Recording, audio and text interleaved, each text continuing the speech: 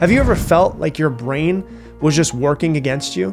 Like it's hardwired to imagine the worst, to feel unsafe for no reason, or to spiral over things that haven't even happened yet. And if you've ever been stuck in this situation, you're not broken. You're just stuck in an ancient survival system that hasn't been updated for the modern life that we live in. Your brain, as crazy as it might feel, is actually doing its job. The problem is it's actually doing its job too well. So the problem here isn't fear, isn't anxiety, it's the volume level. It's the control that you don't have over your brain. And so today's episode will show you how to turn it down with science-backed tools and a few perspective shifts where you'll learn how to reclaim the calm that's naturally inside of you without pretending like everything's fine, okay? The first thing I want you to realize with anxiety is that anxiety is actually natural. Anxiety, believe it or not, is a really good thing. Now, if it's all day long, it's not a good thing. But your anxiety that you feel, every human has. It is a natural response to stress, to uncertainty, and to perceived threats. Now, that phrase right there is the most important part of today. Perceived threats. It's a good thing that humans have anxiety because our brain, what it's doing is it is projecting a future and then telling your body to prepare for possible threats. Now, that's a really good thing when you're on the plains and you're trying to avoid animals that could attack you, like lions and tigers and bears. Oh my. But the core of anxiety is the thought, I'm not safe.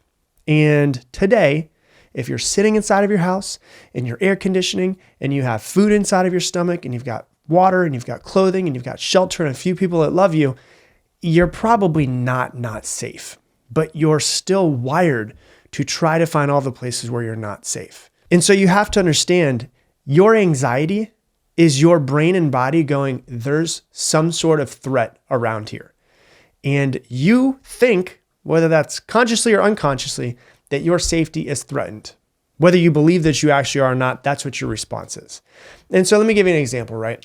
Like if you have public speaking that you have to do and you're not really a big fan of public speaking, how anxiety is going to show up inside of your body. It's going to show up with sweaty palms, a racing heart. You're going to stumble over your words.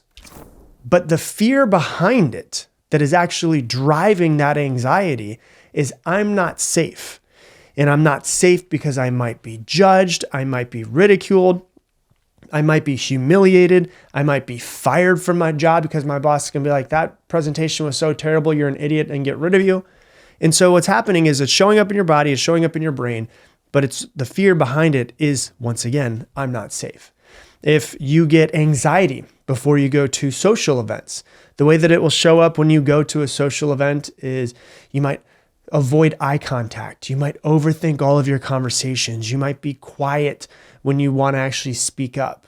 And the fear behind it is, once again, I'm not safe, because you feel like if you might say something wrong, you might be rejected, you might be humiliated, you might get other people's opinions and judgments. So it's the feeling of, once again, I'm not safe. If you have health concerns and you have like obsessive Googling and you do body scans and you do frequent doctor visits, the fear behind it is I'm not safe because something might be seriously wrong with me and I need to make sure that I'm going to stay alive. And we will be right back.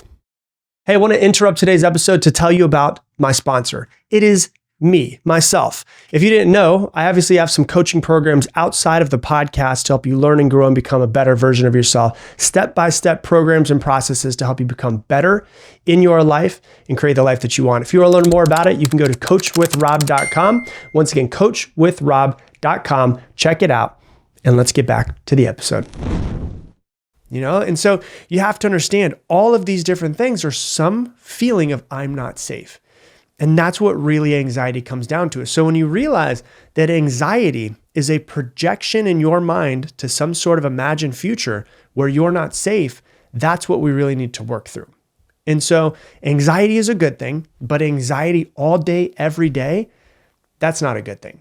And so when anxiety becomes chronic and it interferes with your daily life, that is when you really need to address it and realize that you're not broken. This isn't something that can't be solved. It's something that can be solved, but you're going to really have to really put some time and intention and energy and effort in order to actually start to rewire yourself. And so I want to give you a few science-backed techniques to help you overcome anxiety and your anxious thoughts. And so real quick before we dive into it, the actual definition of anxiety, because so many people have like, what is anxiety to you and you and you, and everybody would give you a different answer, is a feeling of unease, such as worry or fear that can range from mild to severe. And it is normal, essential emotion for humans that serves as an adaptive response to danger or challenges. And so anxiety can show up in two different ways. Number one, it can be emotional symptoms, which is like worry, fear, irritability, difficulty concentrating, restlessness, all of those things. And it could show up in physical symptoms, which is where people usually recognize it first, which is like muscle tension, headaches, trembling, rapid heartbeat, shortness of breath, any of those things. And so the first strategy to overcoming this, which if you've been listening to this podcast, if you listen to hundreds of episodes, which I know many of you have, the first thing that you always got to go to is deep breathing. So the first strategy, you have to have some sort of relaxation techniques to reduce your anxiety. Deep breathing is really the best one to start with. Breathing is the very first thing that changes whenever your state changes. And so the reason why you want to bring your breathing in is because when you're in a really heightened state, when your emotions are high, your logic is low. You're actually not thinking very well. When you're really anxious, your brain and your body tap into fight, flight, or freeze. And that's where the animalistic part of you, the survival part of you, turns on. The thinking, the processing, the executive decision making all turns off. The reason why is because when you're in a fight or flight or freeze moment, your body's preparing to run and protect yourself from danger. And so it stops sending as much blood flow to the prefrontal cortex of your brain, which is the decision-making part of your brain. And so you've got to at least get yourself feeling a little bit better before we go on to the next few strategies. And that starts with deep breathing. Deep breathing can help activate your body's relaxation response, which is your parasympathetic nervous system, so that you can start to calm down. And so it's really simple. You just breathe in as deep as you can through your nose, 5 seconds in, 10 seconds out. 5 seconds in, 10 seconds out. Do it for a minute, do it for 2 minutes. What it does is it slows your heart rate down, it releases more carbon dioxide from your blood, and it reduces your stress levels. The first thing you need to do is try to bring yourself back down to some state of homeostasis, of calm, at least a little bit more calm, before you actually start to do something different. So that's the first thing, which is strategy number one. You got to do some deep breathing, calm yourself down. The strategy number two, what you need to do is something that's called cognitive restructuring. So cognitive restructuring is a technique that involves identifying and then challenging your negative thought patterns that are the things that contribute to your anxiety. So a lot of times when people feel anxiety, they're not really sure where it comes from, because what happens is you're just stuck in an old animalistic pattern that you've been stuck in probably since childhood. You don't need to really know where it comes from, but just know that it's a protection mechanism. Anxiety is your body trying to protect itself. And so what you want to do is you want to take a step back and actually start to identify these negative thought patterns that are giving you anxiety. And so this approach of cognitive restructuring is rooted in cognitive behavioral therapy, and it's been shown to be effective to treat many anxiety disorders. So here's the first thing you're going to do. You're going to identify your negative thoughts or your fears or whatever it is that is the cause of this anxiety. So the first step is to become aware of them, and then notice this is really what happens is most of the time, once again, you don't notice a thought, but what you do is you notice the feeling. So the first thing that we usually notice in this situation is that you don't feel really good. And then so what you got to ask yourself is, what was I just thinking? And you've got to try to bring yourself back to it. I've given this example before, but a few years ago, I was making eggs in the morning and I had a great morning. And I was sitting there making eggs in my kitchen, and I felt like a flood of anxiety. I was like, what the hell is going on? Like, I don't know what's happening inside of me. And I was sitting there, I was like, okay, I'm noticing a feeling. If I'm noticing a feeling of anxiety, what was I just thinking? And I had to kind of trace my mind back. And I realized I had done the terrible thing of reading a YouTube comment about me, and somebody was talking a whole bunch of trash, and I read it And they're like, I'm going to make a reaction video because this is, what I had said was you can use journaling as like your own therapist. And the person was like, this is stupid. This guy's saying don't go to a therapist and journal. I'm like, it's not what I said. And so I had this feeling of like, I'm being misunderstood. And then I was like, okay, cool. I shut my computer. And like 15 minutes later, I felt like this flood of anxiety. And I was like, what's going on? And I noticed I had to trace my thoughts back. I didn't notice the thought, but what I noticed was the feeling. And so I went back and I was like, okay, there's the thought. So I had to identify the negative thought first more than anything else. The second thing you need to do after you identify the negative thought is to challenge the negative thought. If you're going to believe the negative thought, you also need to challenge it and see if you can poke holes in it to find out if the opposite of this thing is true.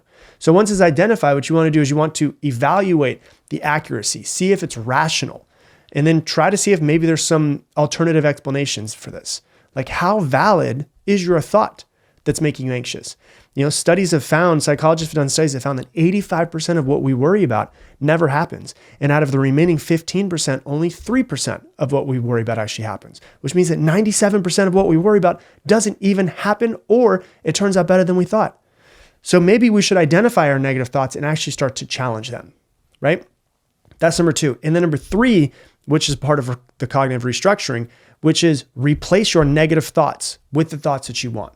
After you challenge your negative thoughts, you're going to realize they're not very valid. They're usually pretty ridiculous. Like most of the time when I challenge somebody's negative thoughts, they're like, yeah, this doesn't make any sense. I don't know why I believe this. And so what you do at that point is you replace them with a more balanced and realistic thought that can help you reduce your anxiety levels. Okay. So that's number 2 for strategy number 2 to help you get rid of your anxiety.